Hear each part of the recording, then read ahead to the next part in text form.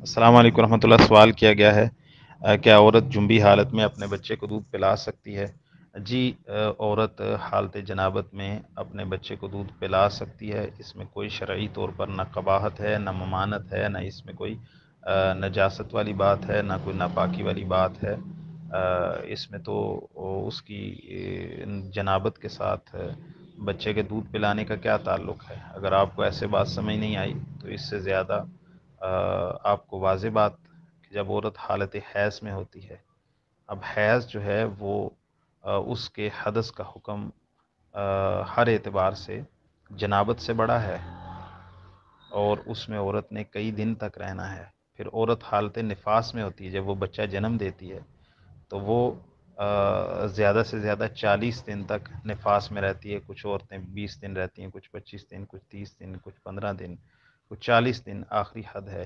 تو ایک عورت 40 دن نفاس میں رہتی ہے، اور نفاس کا حکم کلی طور پر حیض والا ہے، اور اس میں بھی عورت نماز اور روزہ وغیرہ نہیں کر سکتی۔ تو کیا وہ جب عورت بچہ جنم دیتی ہے تو وہ اپنے بچے کو دودھ پلاتی ہے کہ نہیں پلاتی؟ حالت نفاس میں ہوتی ہے، نماز روزہ تب بھی نہیں کر رہی ہوتی۔ پھر اس کے علاوہ حالت حیض میں عورت ہوتی ہے، نماز روزہ تو تب بھی اس پر منع ہے، بیت اللہ کا طواف تو تب بھی منع ہے۔ تو پھر اس حالت میں وہ خود کھاتی پیتی ہے، کھانا بناتی ہے، سارے کام کاج کرتی ہے، اور اپنے بچے کو دودھ بھی پلاتی ہے۔ تو حالت جنابت میں اپنے بچے کو دودھ کیوں نہیں پلا سکتی؟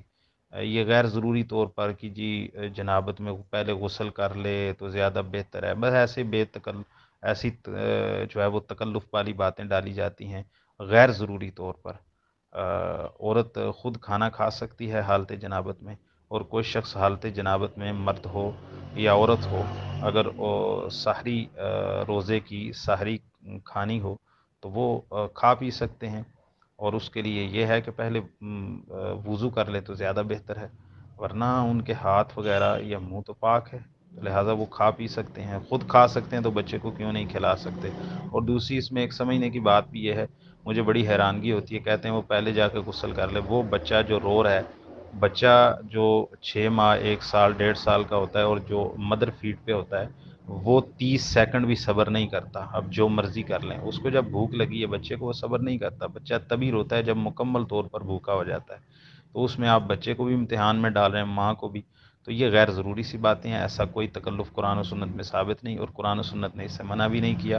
حالت جنابت میں عورت نماز نہیں پڑھ سکتی، اور باقی یہ ہے کہ وہ غسل کرے گی نماز پڑھنے کے لیے، باقی تو کوئی پابندی نہیں ہے۔ یہ قرآن مجید نہیں پڑھ سکتی، قرآن مجید کو چھو نہیں سکتی۔